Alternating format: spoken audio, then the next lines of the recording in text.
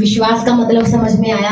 जो हम आंख बंद करके अपने मम्मी पापा पे करते हैं, वो विश्वास उससे पल साथ देते हैं, हर क्षण साथ देते हैं, और वो महसूस करा देते हैं कि तू टेंशन ना ले, मैं तेरे साथ। उतार चढ़ाव आते रहते हैं, गुरुजी हाथ पकड़े हुए हैं, निकाल देते हैं परेशानियों से, समस्याओं से, बीमारियों से। मेरे को तो बीमारियों से ज्यादा निकालते हैं।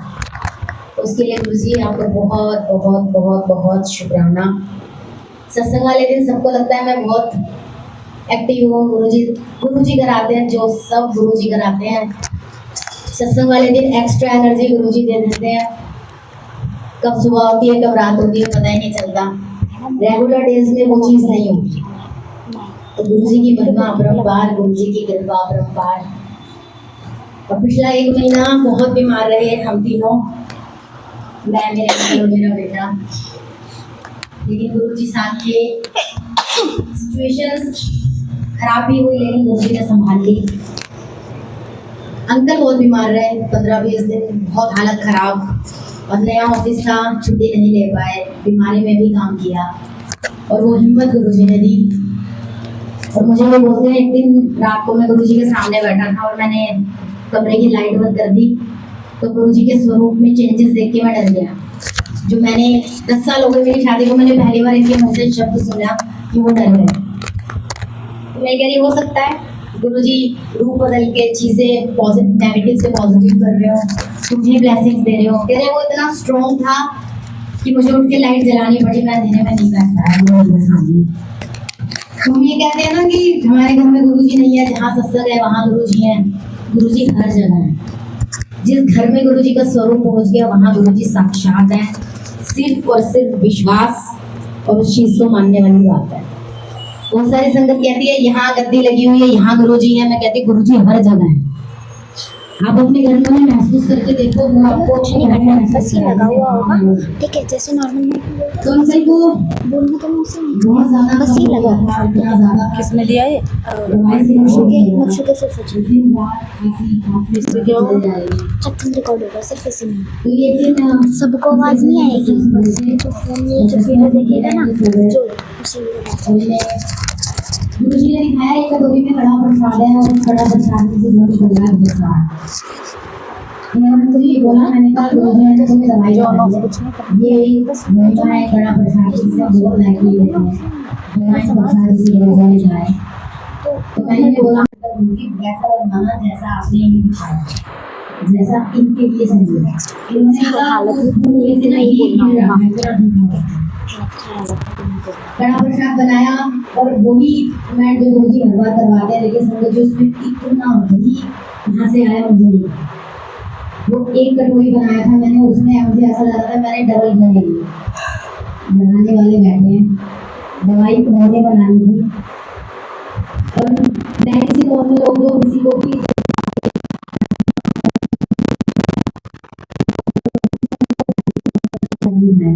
तो पहले खांसी हल्के से घी वाला और खिलाया जा रहा है।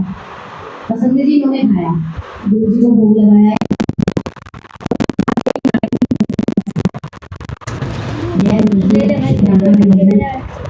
वो इतने परेशान थे,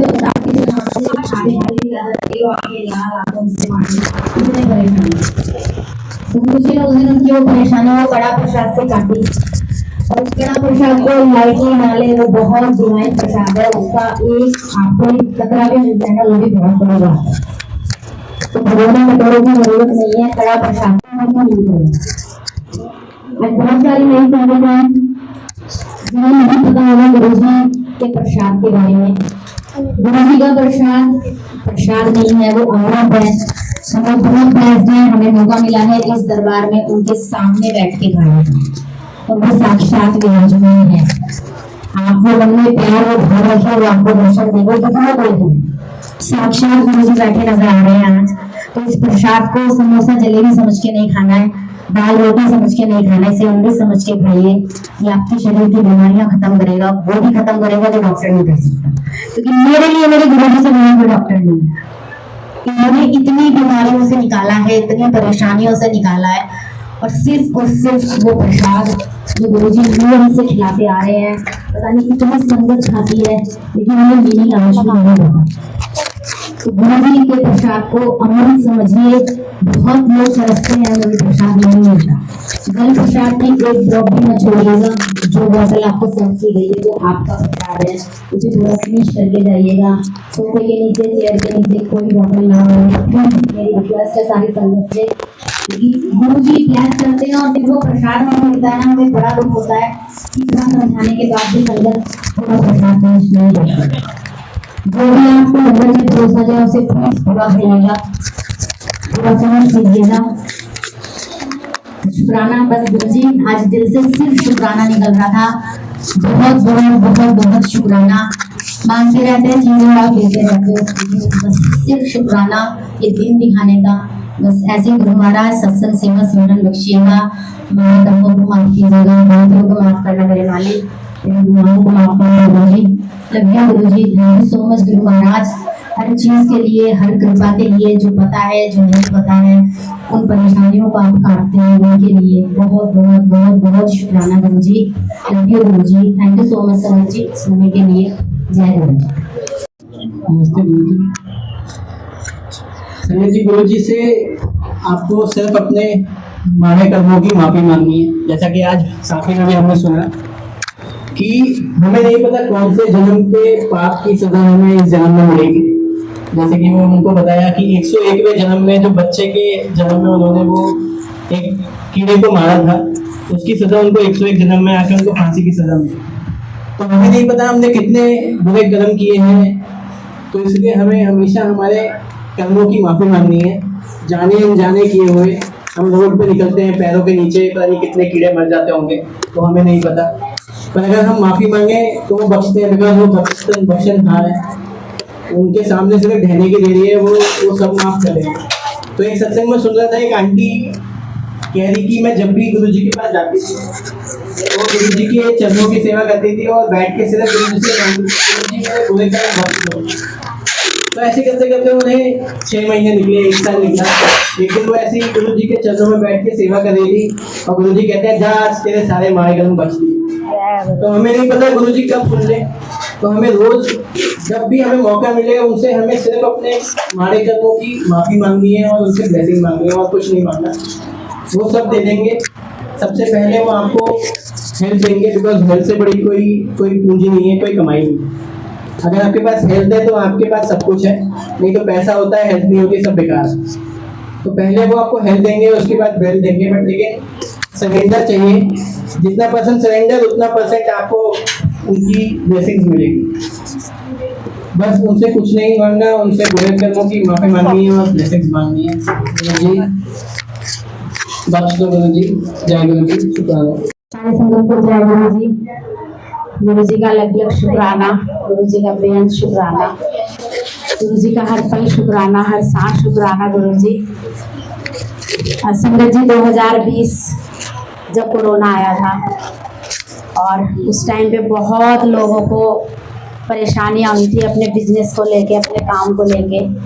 तो मेरे अंकल के साथ भी ये चीज़ हुई। वो एडवोकेट है कड़कड़ुमा कोर्ट में, लेकिन जो 2020 से पहले का समय था और ये 2023 बहुत स्ट्रगल करा हम लोगों ने, क्योंकि आंटी से चुप करा लीजिए, सत्संग नहीं छुड़वाए, घर में भी गुरुजी ने सेवा बख्शी, लेकिन बस अरदास यही चलती रहती थी, गुरुजी घर परिवार चलाने के लिए जितना चाहिए उतना दे दीजिए, बाकी तो सब करना उनका काम है। अच्छे से अच्छा खिलाया, अच्छे से अच्छा पहनाया, अच्छे से अच्छे सत्संग करवाए गुरुजी ने घर में, पर मन में अरदास थी। और संगत जी अभी पिछले संडे गुरुजी ने मेरे अंकल को ब्लेस करा और मेरे अंकल एडवोकेट है, तो उसी से रिलेटेड गुरुजी ने उन्हें एक ऑफिस बनवा के दिया घर के पास ही। बहुत बहुत शुक्राना गुरुजी।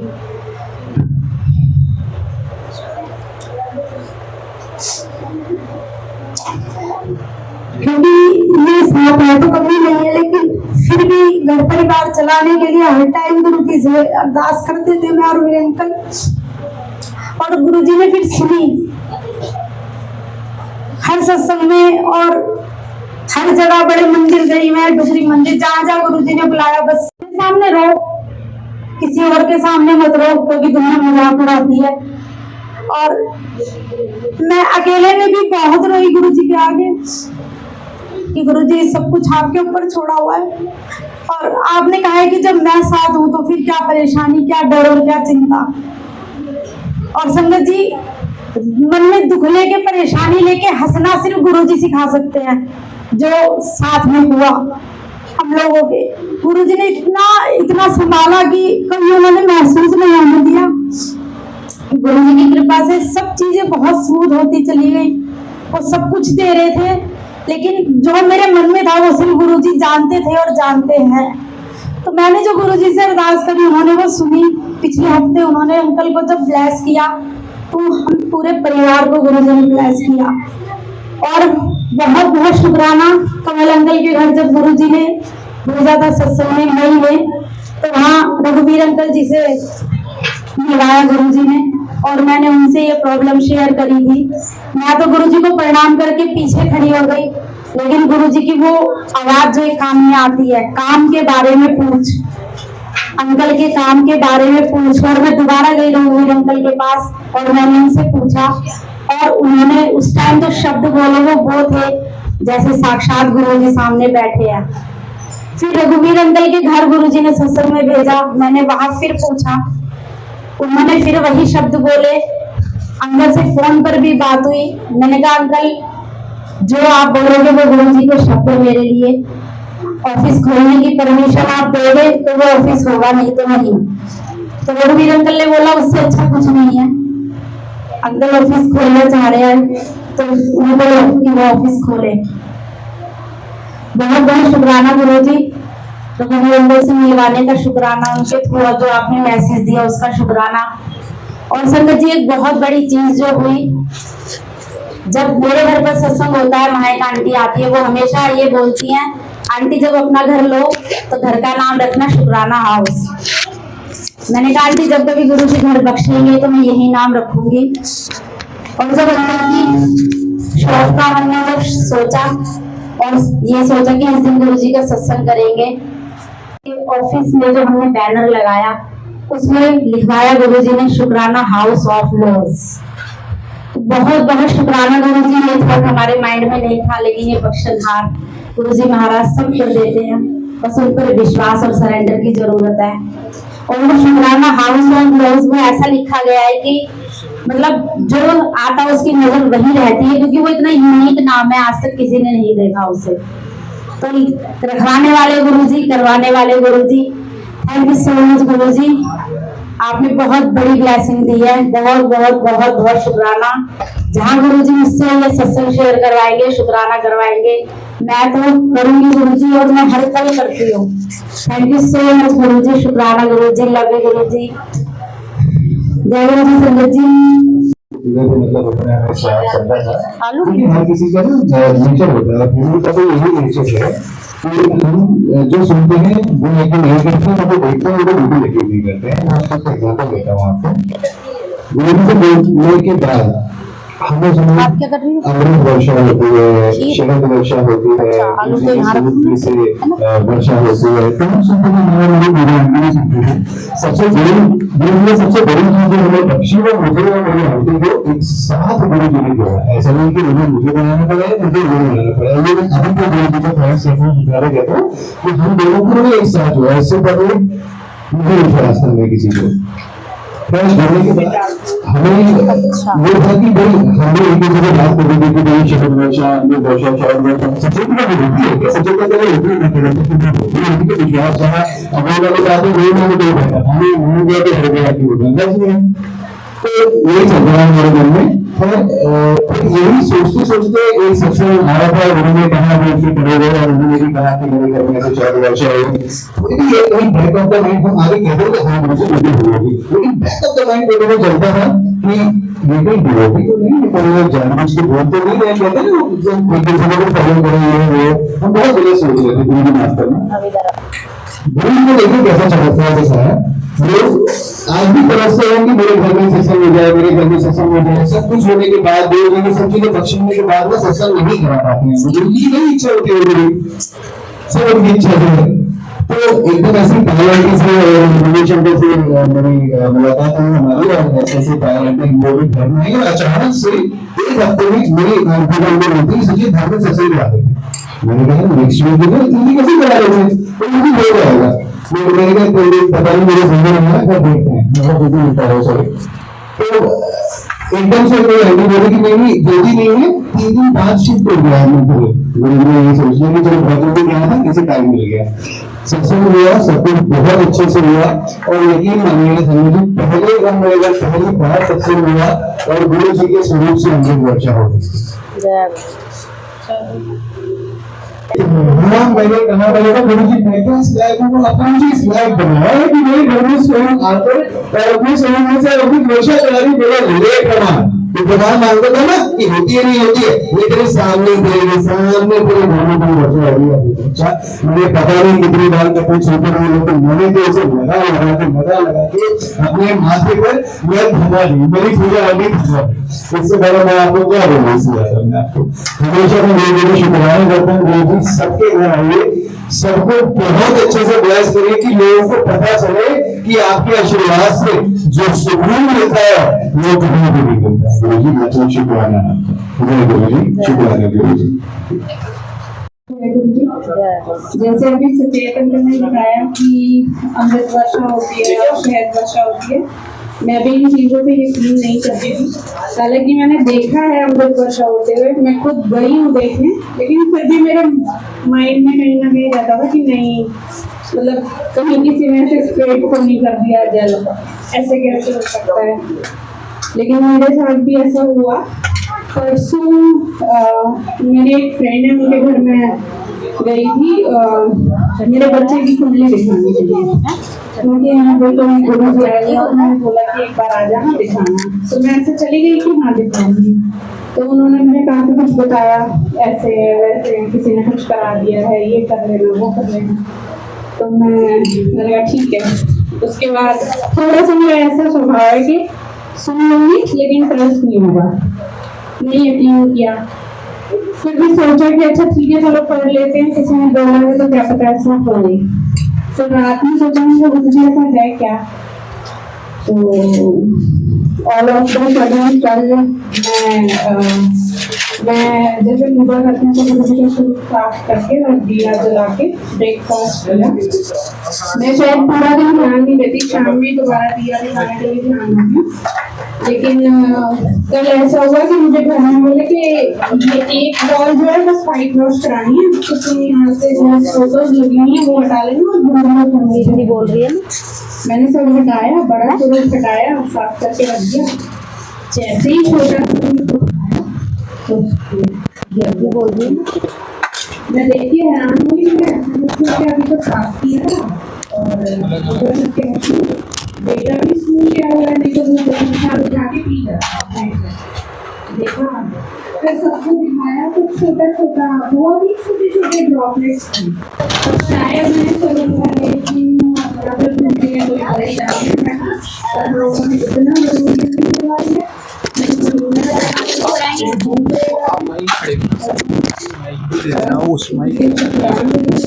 आपके ब्रश बनाने के लिए शुक्राना, और जो ब्रश नहीं किया उसके लिए माफी।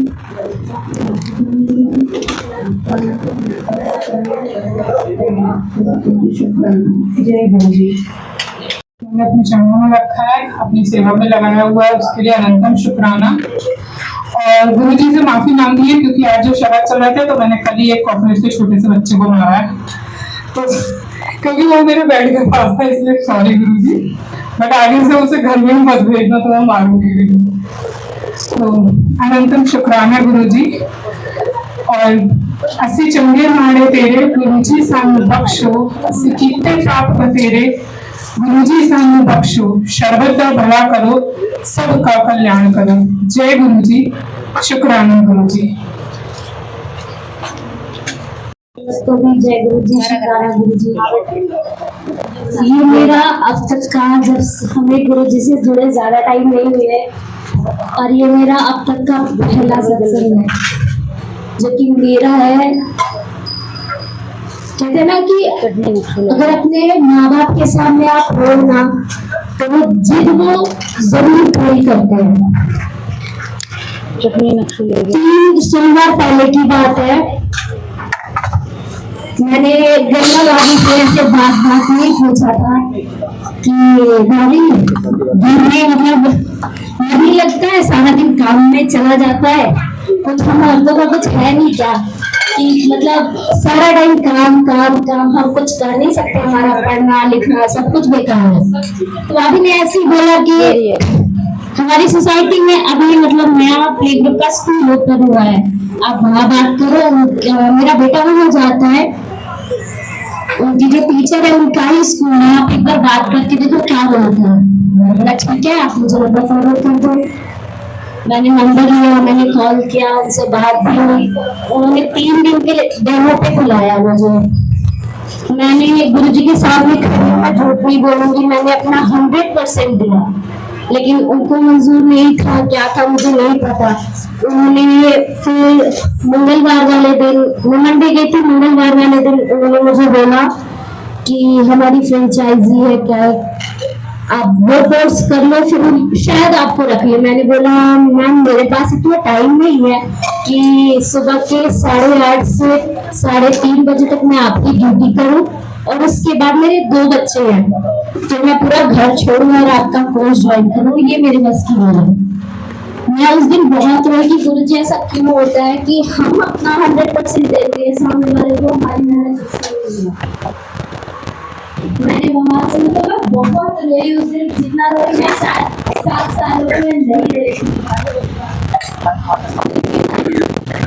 जैसे जैसे सही हुआ, उस दिन भाभी ने बोला तुम आ जाओ, क्यों परेशान होके, छोड़ो जो होगा देखा जाएगा, कोई बात नहीं। इनके हस्बैंड ने भी बोला कि चलो, उन्होंने तो तुम्हारे 3 दिन वेस्ट किए, क्या पता कुछ ज्यादा नहीं हुआ तो इस चीज को आप दिमाग से निकालो। वो चीज मेरे लिए बहुत बड़ी थी। आप सबको लगता होगा कि कोई बड़ी बात नहीं, लेकिन वो मेरे लाइफ में बहुत बड़ी बात हो गई थी कि पहले कोई काम करने के लिए सोचा और पहले ही रिजेक्शन। फिर एक स्कूल से और ऑफर आया, वो मुझे बार बार कॉल कर रही थी कि आप अपना रिज्यूम फॉरवर्ड करो। मैंने टाल मटोल के मतलब एक दिन ऐसे निकाला कि छोड़ो अब नहीं जाना, वहाँ से भी यही होना है। और हुआ भी ऐसा कि आप का कुछ वैसा नहीं है तो आप पहले कोर्स कर लो, फिर ऐसे आप ज्वाइन कर लेना। मैंने बोला आप छोड़ो, मुझे कुछ करना ही नहीं है। मधु आंटी है, सचेत अंकल है, तो सचेत अंकल से तो मैं बाद में मिली, उनकी वाइफ पूजा आंटी। मधु आंटी ने कॉल किया, मुझे पूछा कि तुम इतने दिन से कहाँ हो, परेशान थी, क्यों फोन वगैरह कुछ भी नहीं कर रही। मैंने बोला आंटी मेरे साथ ऐसे बात हुई, मेरा मन ही नहीं कर रहा किसी से बात करने का।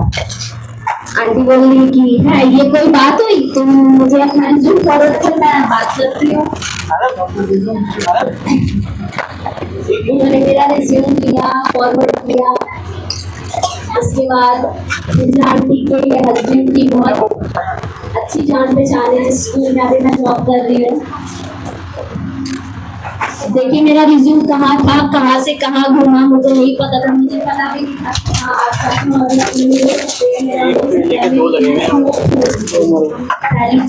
मैं ये भूल गई थी कि जो मेरे साथ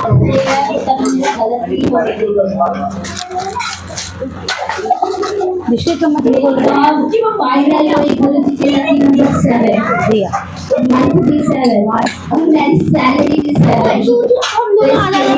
जी बहुत बहुत शुक्राना। जितना आपका शुक्राना करे उतना कम है। बस एक आखिरी उम्मीद ये है, आपसे अरदास ये है कि मेरे अंकल अभी 4 महीने से जॉबलेस है, मेरी फैमिली सफर कर रही है। बस जैसा मेरा सुनाना वैसे मेरे अंकल की सुन लो, क्योंकि उनके भरोसे हम हैं और वो आपके भरोसे। तो जितना जल्दी हो सके गुरुजी प्लीज प्लीज प्लीज सुन लो, क्योंकि अब हमसे नहीं होता। आपके आगे रोना मंजूर है, किसी और के आगे नहीं गुरुजी। बस मैं ये कहूंगी जैसे सबको ब्लेसिंग देते हो, मेरी फैमिली को भी दो, मेरे बच्चों को भी दो, मेरे पूरे परिवार को दो गुरु जी। हमसे जो भी गलती हुई हो इस जन्म की, अगले जन्म की, हमें नहीं पता, लेकिन बख्शो। बस जय गुरु जी, शुक्राना गुरु जी। नहीं वाला मुझे जाना है तो चली जा, लेकिन तो चलेगा। तो वो जो मुझे बोलते हैं और मैंने अंकल को बोला, अंकल मैं रघुवीर अंकल का मैं ईमानदारी से सच्चे मन से जाऊंगी। और मैंने रघुवीर अंकल को फोन करा और उन्होंने मेरे से बोला कोई काम किया है। मेरा अंकल कोई काम नहीं है, मुझे ना आपसे मिलने आना है। तो कहते हैं मिलने आना है, बात करनी है। मैंने कहा नहीं, मुझे आपसे मिलने आना है, दर्शन करने आना है। कहते चला जा। तो मेरे मन में ये नहीं था कि मैं झूठ बोल के गई, लेकिन मेरा हर बार की तरह यही जवाब होता है, अगर किसी को आप जोड़ते हो किसी ऐसे से जिसे हमारे गुरु बहुत प्यार करते हैं ना, मुझे नहीं लगता उनका शुक्राना करना कभी भूलना चाहिए। तो thank you so much uncle ji, हम दोनों की तरफ से, मेरे परिवार की, दीदी के परिवार की तरफ से बहुत बहुत थैंक यू, क्योंकि मेरे परिवार को मेरे परिवार को जोड़ने के लिए और हमने कोई नहीं रखा, कुछ नहीं रखा। उन्होंने सिंपल सा मतलब मेरे काम कुछ निभाने का था और अपने आगे भी कुछ निभाना, ये सिफारिशें नहीं निभानी। ये जो शब्द होते हैं ना, ये वो इंसान कह सकता है जिसके मन में प्योर भाव है, उसे क्रेडिट नहीं चाहिए, उसे भावना नहीं चाहिए। तो मेरा शुक्राना हर बार कमल अंकल को रहता है, चाहे परिवार हो या ना हो। बहुत बहुत थैंक यू, क्योंकि रघुवीर अंकल ने बहुत परेशानियां खत्म करी है, उनके सवालों के जो मेरे सवाल थे उनके जवाबों में बहुत समस्याएं खत्म करी है। और वो उस दिन बोल रहे थे वो शब्द उनके थे, लेकिन बुलवा भरोसे रहे थे, क्योंकि मैंने 100% सही बोला। तो शुक्राना, थैंक यू सो मच गुरु जी। रघुवीर अंकल से मिलवाने देंगे, थैंक यू सो मच। आइए अंकल। नहीं है तो फिर जिक्र किस चीज का, और है तो फिर फिक्र किस चीज का। तो उसी पे मैं बैठा रहता हूँ सिद्धांत पे कि फिर अगर भगवान है तो फिर मुझे फिक्र मैं किसी चीज़ का जल्दी करता नहीं हूँ। जो हो रहा है होने दें, सब महिमा है गुरु जी की, जैसा हो रहा है वैसा होने देता हूँ। बट हुआ क्या, अभी एक महीने पहले मुझे पता चला था कि लगभग जून में कि पूर्वांचल ये सोसाइटी 137 वहाँ पे रघुवीर अंकल आने वाले हैं, वहाँ पर सत्संग है। तो मेरी इच्छा थी वहाँ पर जाने की, और मुझसे ज़्यादा इच्छा थी मेरी आंटी की वहाँ पर जाने की। बट गुरु जी की महिमा कुछ और ही थी। हुआ क्या, उसके बाद हम लोग काफी दिनों से आंटी मेरी बोल रही थी कि जाना है वहाँ पे, चूंकि रघुवीर अंकल जी भी आ रहे हैं तो उनसे भी मुलाकात, पहली मुलाकात होनी थी। तो एक ही इच्छा थी, उनसे भी मुलाकात होगी तो हम लोग चलते हैं वहाँ पे। बट उसके लगभग जब ये 7 जुलाई को, गुरु जी के बर्थडे से एक दिन जस्ट पहले 6 जुलाई को मेरी मम्मी को हार्ट अटैक आ गया। वो थी गोरखपुर में, पापा और मम्मी वहीं पर मतलब उस समय थे। और चूंकि हम लोग 3 भाई थे और 2 भाई यहीं रहते हैं और एक भाई जामनगर गुजरात में रहता है। तो स्थिति ऐसी थी कि कोई वहां पहुंच पाएगा, कैसे पहुंचेंगे हम लोग, मतलब।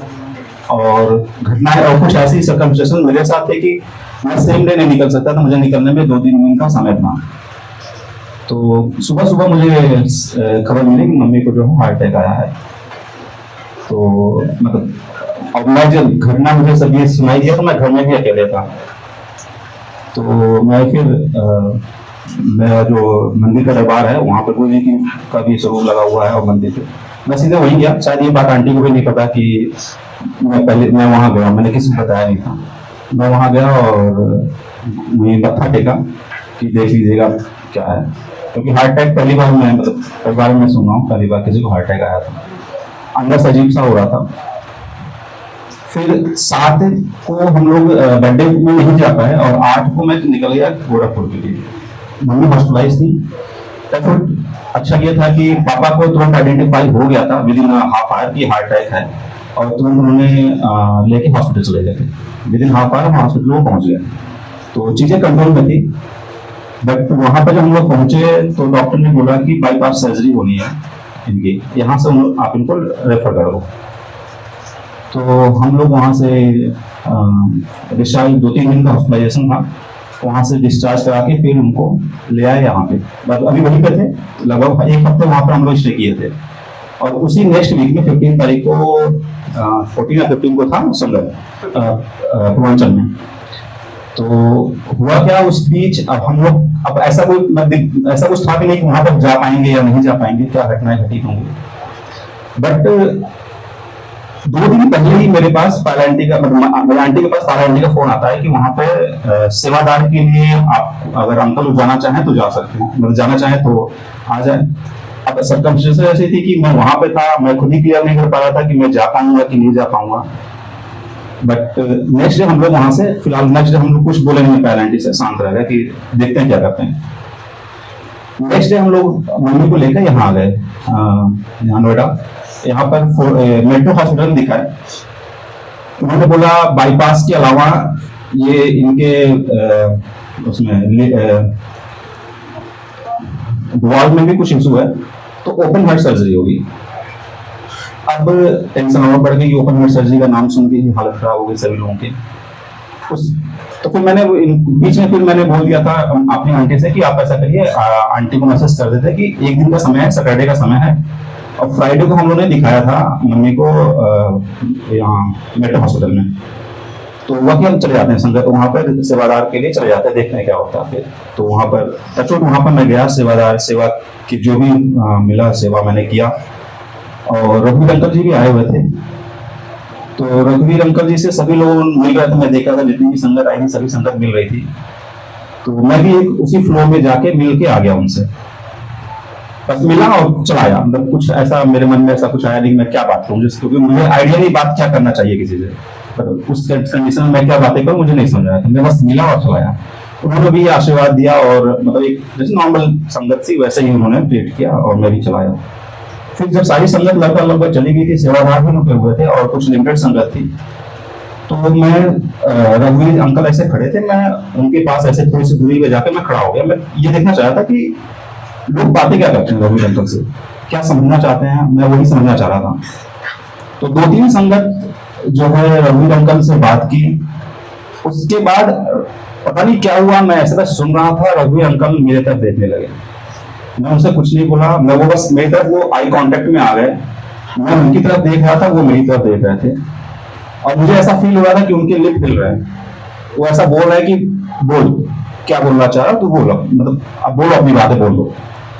अब वो कंटिन्यूसली मेरी तरफ देख रहे हैं, सारी संगत को वो छोड़ के बस मेरी तरफ वो ऐसे उतनी दूर बैठे होंगे जितनी दूर वो आंटी हैं, उतनी दूर से वो बस मेरी तरफ देखे जा रहे थे। विदिन मिनट मैं देखता रहा उनके आई कांटेक्ट से, आई कांटेक्ट होता रहा। फिर पता नहीं मेरे क्या हुआ, मेरे से अपने से सब कुछ निकल गया कि अंकल ऐसी घटनाएं हैं। और मुझे समझ नहीं आ रहा, मेरी आंटी भी आना चाहती थी बट आ नहीं पाई। उसमें मुझे ये नहीं समझा कि मैं क्या बताऊं, तो मैंने एक लाइन ऐड कर दी कि मेरी भी आंटी आना चाहती थी, इस वजह से मेरी आंटी नहीं आ पाई। तो रघुवीर अंकल बोलते हैं कि ऐसा करना, कल मुझसे 11 बजे बात करना। तो किसी तरह के सुनो उनका नंबर मैंने लिया और आंटी को बोला कि आप बात कर लो, क्योंकि मुझे नहीं समझ रहा मैं क्या बात करूंगा, आप ही बात कर लो। तो कल क्या बात करना, मैं तो बता देना बात, देखते हैं हम क्या मतलब क्या गुरुजी क्या बुलवाते हैं अंकल से। तो पहली बार घंटी गई रघुवीर अंकल के पास, और पहली बार ही घंटी बजी और पहली बार में ही रघुवीर अंकल ने फोन उठा लिया। और उसके बाद आंटी ने उनसे बताया सारी घटनाएं, क्योंकि 3-4 ब्लॉकेज थे हार्ट में, बाईपास भी था, वॉल में भी इशू था। तो मतलब मेरा सारा ध्यान वही था। तो अंकल ने बोला कि एक बार आप एम्स में दिखा लो, एम्स आप चले जाओ। अच्छा, उसके पहले मेरे मन में था कि मैं एम्स दिखाऊं, बट एम्स का जो प्रोसीजर मुझे पता था कि इतनी भीड़ और ये सब चीजों से मुझे मतलब हिम्मत नहीं कर रही थी। ये थी संडे की बात, संडे दोपहर के 11 बजे। ट्यूजडे को मेरा अपॉइंटमेंट था मेदांता गुड़गांव में मम्मी के लिए। तो मैं क्या करूं, फिर किसी तरह से कॉन्टेक्ट्स निकले। मंडे को मेरा एम्स में अपॉइंटमेंट हो गया। मैं गया वहां पे, चूंकि फर्स्ट रजिस्ट्रेशन वाला प्रोसेस था, तो पहले जूनियर डॉक्टर देखे, फिर उन्होंने दूसरे डॉक्टर के पास भेजा, सीनियर डॉक्टर के पास। वहां मैं गया, क्योंकि पहले पापा गए थे इस जूनियर डॉक्टर के पास, फिर पापा बोले सर तुम ही चले जाओ वहाँ सीनियर डॉक्टर के पास, देख लेना क्या कहते हैं। तो वो सीढ़ी थी उसकी एंजियोग्राफी की, तो उन्होंने उनको रिव्यू करना था। उन्होंने रिव्यू करके आए मेरे पास, बुलाया मम्मा मेरी मम्मी को, मैं गया और मम्मी भी गई। उन्होंने बोला कि मैं बस एक सजेशन देने गया था कि क्या ये जो कह रहे हैं वही बात प्राइवेट हॉस्पिटल वाले कह रहे हैं, दोनों चीज सिमिलर हो तो ठीक है। उन्होंने कहा स्टंट लगाना है और आप 1 लाख की व्यवस्था है। मैं कहा हाँ जी। तो ऐसा तो कल लगा दूं? मैं कहा कल? मतलब मैं साइलेंट हो गया। मैं कहा अच्छा पापा से पूछ लेता हूँ, मतलब कल स्टंट अचानक से, मतलब ऐसा एक्सपेक्टेड भी नहीं था कि कल की डेट में एम्स में ऑपरेट कर पाएंगे वो। तो कल नहीं, पापा से पूछने की जरूरत नहीं, वो मैंने लिख दिया जाओ। उन्होंने तुरंत उसकी जो प्रोसीजर बुक है उस पर उन्होंने लिख दिया जाओ कल स्टंट लग जाएगा, आप जाओ वहां पे अपना प्रोसीजर फॉलो कर, पता कर लो। फिर मैं गया जहां उन्होंने भेजा था, वहां उन्होंने मुझे बोला कि आप सुबह जो है 8 बजे आ जाना, आपका अपॉइंटमेंट तो लेट है बट आप 8 बजे तक आ जाना, जिससे कि आप जब आपका टर्न आए तो आप अवेलेबल रहोगे। मैं कहा ठीक है।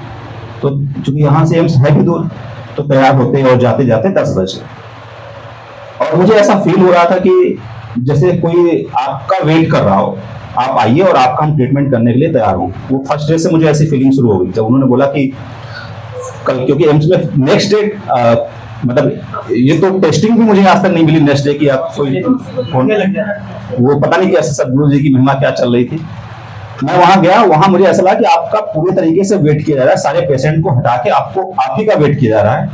मैं गाड़ी से गया, पापा मम्मी को कार्डियोलॉजी डिपार्टमेंट में ड्रॉप किया हूँ, गाड़ी लेके मैं पार्किंग की तरफ गया हूँ।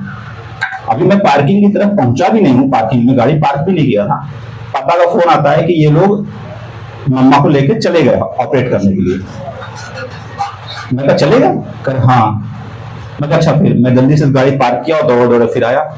मैं कहा क्या हुआ? कह रहे हैं कि वो आपका वेट कर रहे थे। बोले जैसे मैं पहुंचा वो बोले आप कहाँ थे? इतने दिनों से मैं आपका वेट कर रहा था, 2 घंटे से मैं 3 घंटे से मैं आपका वेट कर रहा हूँ, आप लोग आए नहीं अभी तक, इतना लेट कहाँ रह गए? तो पापा बोले ट्रैफिक में फंस गया था, और विद इन 5 मिनट के अंदर वो अच्छा ठीक है कोई बात नहीं, लेके चले गए। 1-2 घंटे के बाद मम्मी का ऑपरेशन हो गया और वो आईसीयू में शिफ्ट हो गई। क्योंकि मैं ही गुरुजी से जुड़ा हुआ हूँ, मेरी आंटी जुड़ी हुई है, मम्मा को तो उतनी ही बातें पता है जितनी हम लोग बताते हैं, जितनी हम लोग बोलते हैं ये जो प्रसाद है, ये है, ये गुरुजी है। क्योंकि गुरुजी का स्वरूप है तो गुरुजी ऐसे मम्मा जानती हैं। अब संगत में कभी आई नहीं, एक बार बड़े दरबार गई हैं। तो जब मम्मी को होश आया तो मम्मी ने बोला कि जब वो ऑपरेट कर रहे थे तो उन्होंने बेहोश तो किया नहीं था, हल्का सा सुन किया था, तो उनसे बोले थे अपनी आईज क्लोज करने के लिए, और उन्होंने मम्मा ने अपनी आईज क्लोज किया तो उनको गुरुजी के दर्शन हुए। जय गुरुजी। फिर बस गुरुजी की कृपा सब कुछ चलता रहा। तो क्या बताऊं मैं इसके, ये पूरी घटनाएं घटित हुई हैं। और अभी तक का जो है गुरुजी का आशीर्वाद ही है कि अभी मम्मा जहाँ पर ओपन हार्ट सर्जरी होनी थी वहाँ केवल एक स्टंट से काम चल गया। वो भी डॉक्टर ने बोला 2 लगने हैं, ऑपरेशन करते समय उन्होंने केवल 1 ही लगाया। पता नहीं क्या जरूर।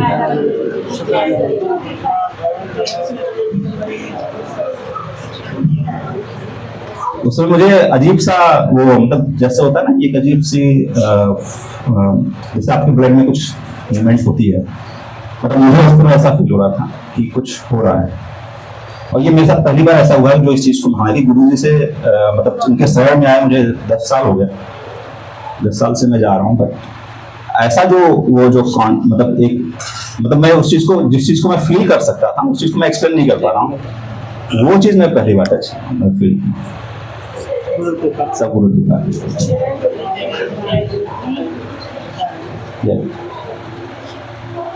धन्यवाद, शुक्रिया गुरु जी।